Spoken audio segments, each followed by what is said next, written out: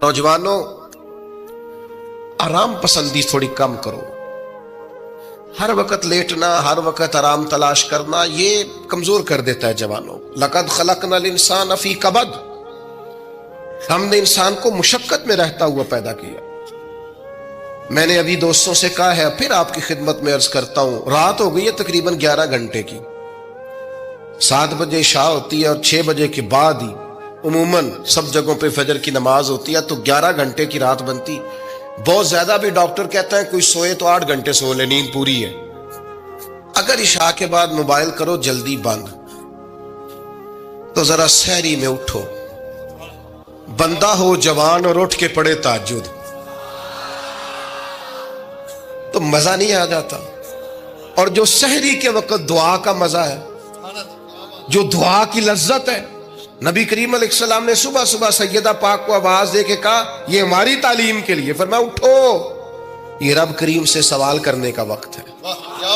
पिछली रहमत, पिछली राती रहमत रब दी करे बुलंद आवाजा, ओ बख्शिश मंगन वाले कारण खुला जे दरवाजा।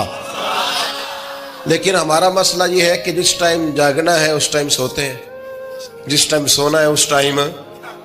एक गुजारिश तो ये है कि कोशिश करें इन रातों में तो कम से कम तहज्जुद पढ़ी जाए, और ये कोशिश करके देखें, मजा आएगा। और फिर इधर उधर लोगों को दुख बताने की बजाय ना, जब तहज्जुद की 2 रकते पढ़ ले तो सारा अपने रब की बारगाह में अर्ज कर दे, बोझ भी हल्का होगा दिल का, राज भी रखा जाएगा और करम भी हो जाएगा। और दूसरी गुजारिश ये है कि सरकार दो आलम अलैहिस्सलाम ने नौजवानों से कहा था, जवानों या निकाह करो या रोजे रखो। ये बड़े आसान दिन है रोजे रखने के लिए। रखें जी, आप लोग बैठ जाएं, अल्लाह आपको सलामत रखे, अल्लाह ताला बरकत दे। आप भी बैठ जाएं, अल्लाह ताला सबको बरकत अता करे। ये हुजूर के नाम की महफिल है ना जी, इसका अदब बहुत ज्यादा है। इसमें आप इस तरह खेलेंगे मोबाइलों के साथ तो ये वैसे ही अदब के खिलाफ। अल्लाह से 2-4 दोस्त बना लें, बाकियों को दे दें, काफी हो गया। लेकिन ये इस पे मसरूफ ना हो आप भाइयों। अल्लाह करीम ने इरशाद फरमाया कि वदाइयन इलल्लाह, हमने आपको दाइये इलल्लाह बनाया है, अल्लाह की जानिब दावत देने वाला। नबी अकरम सल्लल्लाहु ताला अलैहि वसल्लम ने जो अकायद और नजरियात हमें अता किए, अकीदा तौहीद और रिसालत की सूरत में, वो अकायद इतने जानदार और इतने मजबूत हैं कि वो बंदा मोमिन को ताकतवर कर देते हैं। आप देखिए, अरब के लोग मुख्तलिफ किस्म की ओहाम परस्तियों का शिकार थे। उनका यह ख्याल था कि जब हज करके वो आए हैं तो वो घरों के दरवाजों से दाखिल नहीं हुआ करते थे, बल्कि छतों से कूद कर आते। और कुरान मजीद फरमाता है कि इसको नेकी जानते हो। फिर वो बैतुल्लाह शरीफ का तवाफ करते तो माज़अल्लाह कपड़े उतार के करते। ओहाम परस्तियां, तरह तरह की बातें। मिस्र में एक दरिया था, एक औरत को ज़िबा करके डालेंगे तो फिर दरिया चलेगा। मुख्तलिफ ओहाम लोगों ने पाल लिए थे। आज भी मुसलमानों के अंदर ढेर सारी ऐसी चीजें आ गई हैं जो ज़ोफ एतिकादी का बायस बनती हैं। इसकी को जरा कम कर दें भाई। आप देखिए, लोग उलमा के पास नहीं जाते, बाबाओं के पास जाते। तावीज़, धागा, काला जादू, नीला जादू। जिस नौजवान का काम करने को दिल नहीं करता उसे जादू हो जाता है। और फिर ये कि काली बिल्ली रास्ता काट गई थी, और फिर ये कि मैं बाहर निकलने लगा तो किसी ने आवाज दे दी थी। अजीब किस्म की ओहाम परस्तियों का लोग शिकार है। नबी पाक सल्लल्लाहु ताला अलैहि वसल्लम दाइये इलल्लाह है। सरकार ने लोगों के नजरियात को पुख्ता किया। हुजूर अलैहिस्सलाम के फयूज़ात रूहानिया से लोगों के दिल ताकतवर होते थे। मजबूत फिक्रें, मजबूत अकीदे सरकार के वसीले से मुसलमानों को नसीब हुए। हम जैसे जैसे देखे ना, तसव्वुफ और तरीक में आपको अर्ज करूं, सूफिया किराम का असल मौजू अकीदा तौहीद है। असल मौजू इनका है। ये वो लोग हैं जो लोगों को सही मानों में तवक्कुल का صبر کا، شکر کا، قناعت کا، رجوع اللہ کا سبق دیتے ہیں. اصل موضوع ہی ان کا ہے. لیکن اب چونکہ صوفیاء کی جماعت میں وہ لوگ اللہ ماشاءاللہ خال خال رہ گئے، اور پھر یہ کہ بیٹھ گئے تعویذ دھاگے دینے والے، زاغوں کے تصرف میں، عقابوں کے نشے من. نتیجہ اس کا بڑا خطرناک برآمد ہوتا ہے. مضبوط فکریں، کبھی آپ اس روایت کو دیکھیں اور یاد کر لیں نا تو یہ بڑا نفع دیتی ہے. نبی کریم علیہ السلام نے حضرت عبداللہ ابن عباس رضی اللہ تعالیٰ عنہ سے فرمایا، عبداللہ، ساری دنیا مل کے تیرا بھلا کرنا چاہے کر نہیں سکتی جب تک رب نہ چاہے. اور فرمایا سارے دنیا دار مل کے تیرا کچھ بگاڑنا چاہیں بگاڑ نہیں سکتے جب تک رب نہ، چھوڑ دے بیٹا، آپ جب تک اللہ نہ چاہے. تو پھر رجوع تو اللہ کی جانب کرنا چاہیے. نبی اکرم صلی اللہ تعالی علیہ وسلم نے اپنی امت کو توانائی اس بات سے دی کہ اللہ ہمارے ساتھ ہے. آپ دیکھیے فکری تندرستی کتنی زیادہ ہے کہ 1000 کے مقابلے میں 313 لوگ ہیں. نہ اسلحہ پورا ہے، نہ گھوڑے پورے ہیں، نہ خوراک پوری ہے، لیکن وہ میدانوں میں اس طرح لڑے ہیں کہ 1000 کو بھاگنے پر مجبور کر دیا. وہ ابو جہل نے جب کہا نا جاسوسوں سے کہ جاؤ پتہ کر کے آؤ، تو انہوں نے آ کے کہا وہ تو 313 لوگ ہیں، بچے بھی ہیں، بوڑھے بھی ہیں، چیز کوئی نہیں پاس. تو ابو جہل کہنے لگا پھر تو انہیں گھوڑوں کی پشتوں پر باندھ کے مکے لے جائیں گے، وہاں جا کے دیکھیں گے کیا کرنا ہے. تو جاسوس کہنے لگا سردار اگلی بات بھی سننا، ہیں تو 313 لیکن جان ہتھیلی پہ رکھ کے آئے. جس کے خیمے کے پاس سے گزرے ہیں شہادت کی دعا مانگتے دیکھا ہے. ان کی آنکھوں سے چمکتی ہوئی روشنی اور ان کے لفظوں سے پھوٹتا ہوا ولولہ اور ان کی آوازوں سے نکلتا ہوا دبدبا کسی جگہ بھی انہیں کمزور نہیں ہونے دیتا. ان کے اندر کہیں بھی کوئی کمزوری نہیں آنے دیتا. غریبی کا نام لے کے سارا دن پریشان ہونا، غریبی کا نام لے کے اپنے آپ کو مظلوم ثابت کر کے لوگوں کو مدد پر اکسانا بندہ مومن کا یہ طریقہ نہیں ہے. اپنی توجہ اللہ کی جانب کرے، نبی رحمت علیہ السلام کی بارگاہ میں استغاثہ پیش کرے.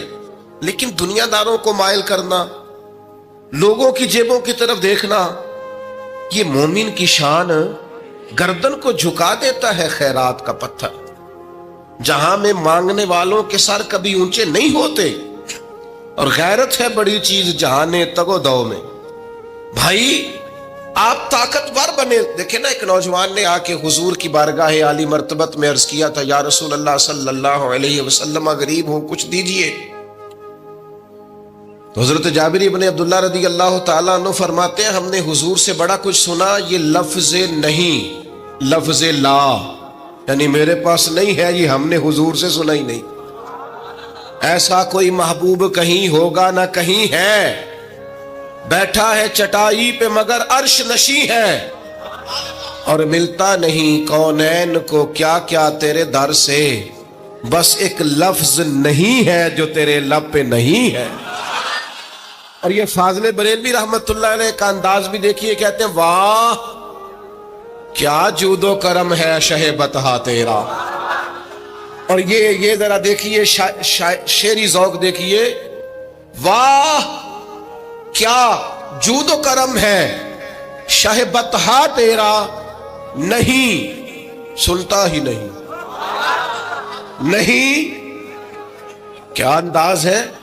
اب یہ کیسی زبان ہے اور کیسا یہ محاورے کا استعمال ہے. جو شعری ذوق رکھتے ہیں وہ سمجھیں، کہتے ہیں نہیں سنتا ہی نہیں. کون؟ مانگنے والا تیرا. یا رسول اللہ آپ سے مانگنے والا نہیں سنتا، حضور عطا کرتے.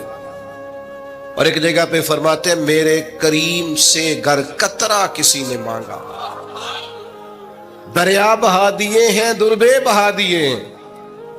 حضور تو دیتے، پر نوجوان نے جب آ کے عرض کی نا یا رسول اللہ صلی اللہ علیہ وسلم کچھ دیجئے، وہ جوان ہو، چڑھتی جوانی ہو، اور پھر وہ سوال کرے. ہمارے ساتھ ایک دوست پڑھا کرتا تھا، یہ 3 مہینے کی چھٹیاں ہوتی تھی تو وہ مستریوں کے ساتھ مزدور لگ جاتا. ہم نے اسے کہا یار تو مطلب 9th 10th کے اندر مزدوری کرنے جانا, تو کہندا سی یار میں قد میرا ایڈا بڑا ہے, ان ابا جی کو مانگ دیا شرم آؤندی. یہ سوچ نوجوانوں میں پیدا ہونی ضروری ہے. اب میں ابا جی سے مانگوں, مجھے تو دینا چاہیے. اس نے آ کے عرض کی یا رسول اللہ صلی اللہ علیہ وسلم کچھ دیجئے, تو حضور فرمانے لگے تیرے پاس کچھ بھی نہیں. اس نے کہا ایک پیالہ ہے میرے پاس گھر میں اور ایک کمبل ہے. اتنا غریب بندہ ہے کوئی محفل میں جس کے گھر میں ایک ہی پیالہ ہو, ایک ہی کمبل ہو؟ کوئی بھی نہیں اتنے بڑے مجمع میں. لیکن اگر کوئی ہماری غریبی کا رونا پوچھے تو میرا خیال ہے ہر تیسرا بندہ دوسرا بندہ غریب ہے, اور بڑا ہی غریب ہے. ایک پیالہ ایک کمبل. کریم نے فرمایا لے کے آؤ. وہ لائے تو محبوب فرمانے لگے کون خریدے گا؟ ایک نے کہا 1 دینار, ایک نے کہا 2 دینار. محبوب نے بولی لگوا دی, 2 دینار کا بیچ دیا. فرمایا جا 1 دینار کی روٹی لے جا.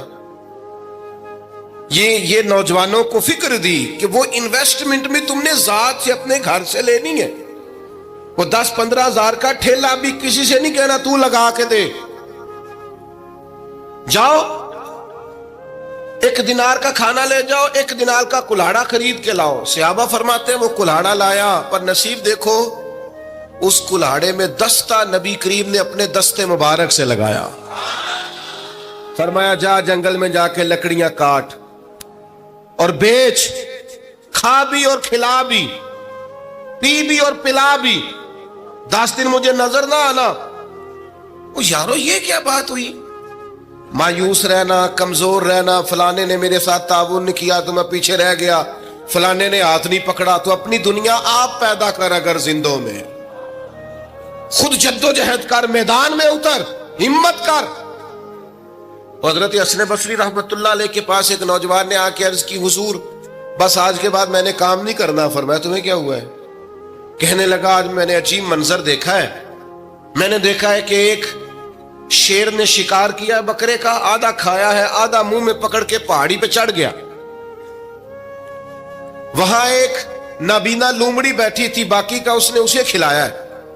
تو حضور میں یہ سمجھ گیا ہوں کہ جو رب اس نابینا لومڑی کے لیے بندوبست کرتا میرے لیے بھی کرے گا, لہذا میں نے کام نہیں کرنا. حضرت حسن بصری بڑا مسکرائے, فرمانے لگے کہانی میں کردار تو نے 2 دیکھے, ایک شیر ایک لومڑی. فرمانے لگے کیا بات ہے تیری, تو نے لومڑی بننے کا پروگرام بنایا, شیر بننے کا کیوں نہیں بنایا؟ تو شیر بننا, شکار کر, خود بھی کھا دوسروں کو بھی کھلا. یہ کیا بات ہوئی؟ امت کے جوان فائلیں لیے دفتروں کے چکر لگاتے اور اپنی بغل میں کاغذات لیے امبیسیوں کے پھیرے کاٹتے اور ایجنٹوں سے سوال کرتے کہ مجھے ملک سے باہر جانا ہے, کیا طریقہ ہے؟ یہاں رہ کے بھی محنت ہو سکتی ہے, اپنی مٹی پہ چلنے کا سلیقہ سیکھو. سنگ مرمر پہ چلو گے تو پھسل جاؤ گے.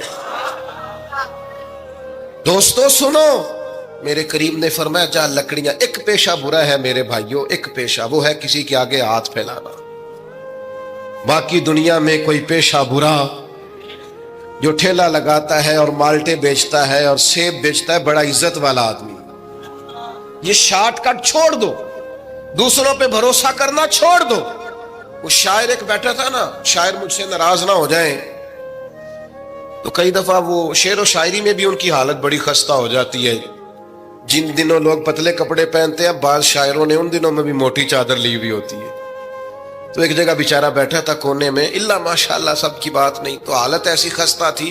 ایک بندہ 5 روپے پھینک گیا, تو تھا خوددار, بڑی تکلیف کو اٹھا اپنے پیسے. تو اس نے کہا آپ کی حالت بتا رہی ہے, آپ کو ضرورت ہے. اس نے کہا ضرورت پڑی تو اللہ رسول سے مانگوں گا, تیرے سے کیوں مانگوں گا؟ شعر بڑا قیمتی کہا. اس نے کہا یہ آرزوئے کرم اور میں آپ سے کروں, یہ آرزوئے کرم اور میں آپ سے کروں, یہ بھیک اس کو دیجئے جس کا خدا نہ ہو. میں تو وارث ہے میرے اللہ رسول, میں کو لاوارث ہوں کہ تیرے سے مانگتا پھروں.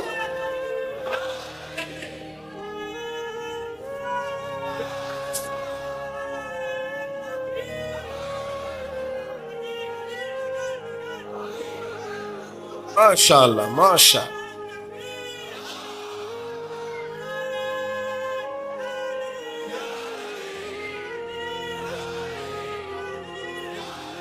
بس ہم سمجھے ہماری قیمت وصول ہو گئی. اگر خودداری پر نوجوان نعرے لگانے لگ گئے تو پھر تو بات بن گئی. لگتا ہے محنت کا ارادہ بن گیا ہے. انشاءاللہ تعالی کشکول ٹوٹنے کا ٹائم آ گیا ہے. کرم کی برکھا برسے گی. یہی ملت کا جوان قیادت کرے گا. اور یاد رکھنا ہمیشہ قیادتیں غریبوں کے بچوں نے کی ہیں. جنہوں نے آدھی قیمت پہ کتابیں لے کے پڑھی ہیں, بڑی ڈگریاں انہوں نے حاصل کی ہیں. یہ کمزور نہ پڑھو. نبی پاک داعیہ اللہ ہے, حضور نے جگایا ہے. 15 دن نظر نہ آنا, مزدوری کر. وہ نوجوان 15 دنوں کے بعد آیا. اب تیرا حال کیا ہے؟ اس نے کہا حضور پہلے ایک پیالہ تھا نا, اب سارے گھر کے برتن بن گئے. پہلے ایک بستر تھا, اب سارے گھر کے بستر. اور نوجوانوں, ہم نے سہارا بننا ہے. ماں سے کہنا ہے اب تو نے آنسو نہیں بہانے, تیرا پتر بڑا ہو گیا ہے. بہن سے کہنا ہے اب تو کبھی پریشان نہیں ہوگی, تیرا بھائی بڑا ہو گیا ہے. بوڑھے باپ کے پاس بیٹھ کے کہنا ابا جی بس اب آنسو پوچھ دو, آج کے بعد پریشان نہیں ہونا, پتر جوان ہے. اپنی بیوی سے بچوں سے کہنا کہ کسی خواہشات پوری کرنے کے لیے تمہیں دیر تک انتظار نہیں کرنا پڑے گا, ہم میدان میں ہیں. بس اپنی مٹی پہ چلنے کا سلیقہ سیکھو. سنگ مرمر پہ چلو گے تو پھسل جاؤ گے. نبی پاک نے محنت کو سپورٹ کیا ہے, مشقت کو سپورٹ کیا. حضور علیہ السلام نے فرمایا سب سے بہترین کمائی وہ ہے جو تو اپنے 2 ہاتھوں سے محنت کر کے کھاتا ہے. فرمایا اللہ کے نبی حضرت داؤد علیہ السلام محنت کر کے کمایا کرتے. سنگیوں کام کرنا. اور دوسری بات بھروسہ اللہ رسول پہ. بھروسہ, ادھر دیکھو میری طرف. دنیا داروں سے امیدیں لگا لیتے ہو بہت زیادہ, تو دنیا دار بندے بیچارے کمزور ہوتے ہیں. جی یہ الیکشن کے دن تھے, گزشتہ سے پیوستہ الیکشن جو گزرا ہے, تو میرا ایک پیار والا دوست بھی ایک ایم کے امیدوار کا بڑا ووٹر سپورٹر تھا. یہاں اس نے اس کا بیج فوٹو والا لگایا ہوا تھا. میں رات کو دیر سے جلسے سے لوٹ رہا تھا تو وہ کھڑا تھا باہر, اور اندر امیدوار صاحب تقریر کر رہے تھے. میں نے کہا ادھر آ. وہ آ گیا. میں نے کہا تو بڑا ووٹر سپورٹر ہے, جا تقریر سن جا کے. تیرا لیڈر تقریر کر رہا ہے, تو باہر گھوم رہا ہے.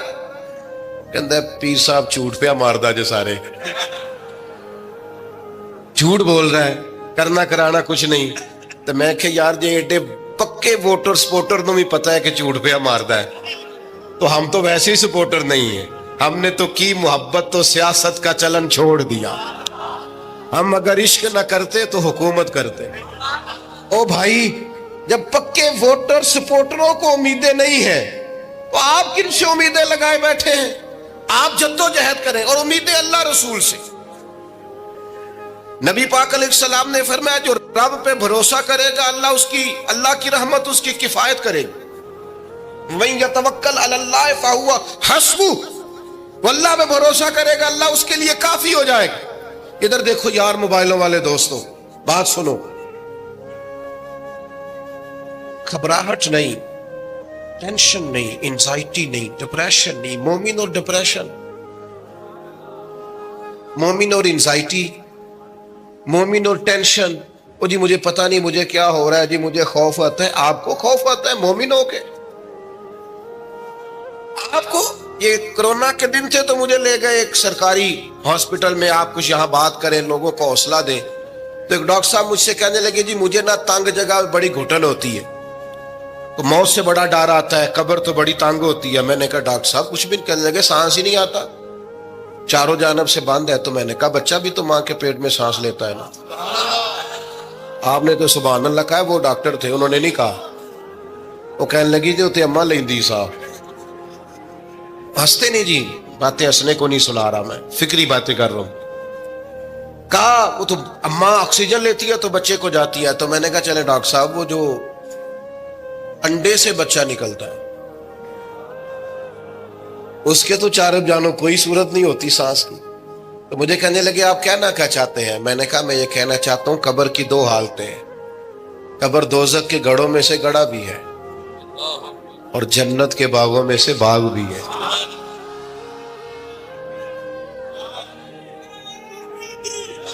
سنو یار، اللہ آپ کو خوش ہو.